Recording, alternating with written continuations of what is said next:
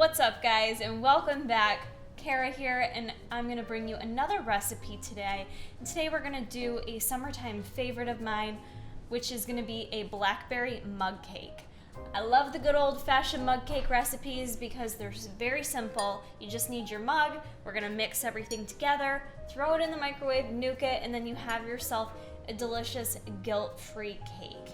And we're gonna add in some extra nutrients there via the blackberries. We're gonna add some protein to it, and it's gonna be delicious. So to get started, we're just gonna take a mixing bowl and add all our ingredients to it. The first thing we're gonna add is our dry ingredients. So I'm using the MTS All Natural Isolate and the vanilla ice cream. I prefer a vanilla type flavor for my mug cakes. I just feel like they taste better than the chocolate flavored proteins. I don't know why that is. Could just be my personal preference. But we're gonna use about 20-ish grams of the protein, or about 3/4 of a scoop. Again, you can alter this based on your protein needs, but we're gonna do 3/4 a scoop of that.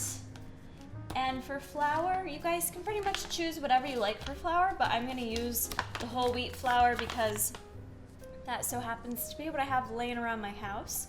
So I'm gonna add three tablespoons of the wheat flour. For a sweetener today, I'm gonna use this Pure Via Stevia that I just happen to have laying around. So I'm gonna add in there a few packets of that, which ends up being probably close to a tablespoon of a sweetener.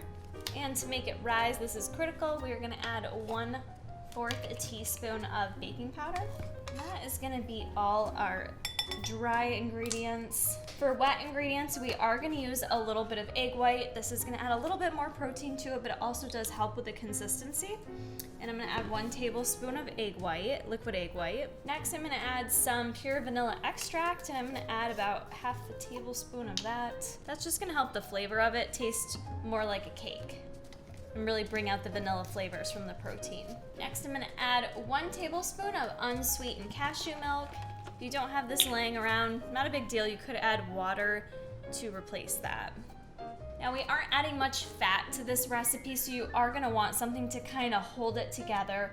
So options for you guys are gonna be, for me, I'm gonna use a Greek yogurt. We're gonna use a tablespoon or 2 of Greek yogurt. You could replace that with applesauce. You could throw in there pumpkin. Those are good alternatives in replacement for fat and really any baking recipes. So I'm using a strawberry flavored Siggy's yogurt. I really like these yogurts.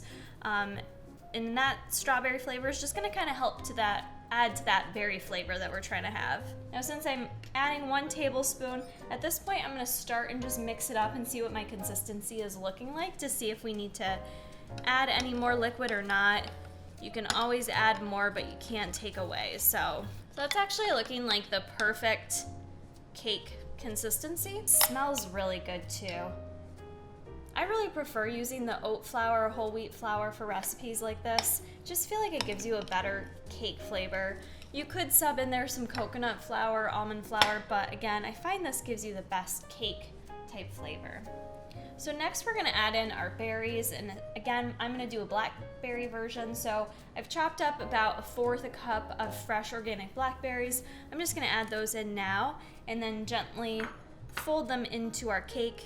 I don't wanna crush them because I kinda want those nice big chunks of blackberry in there. All right, next thing we're gonna do is just go ahead and I'm gonna spray my mug with some Pam spray, just so the cake doesn't stick in there. Then all we got to do is go ahead and pour your cake batter ingredients into your mug. I'm gonna use a spatula as well just to get out all the excess.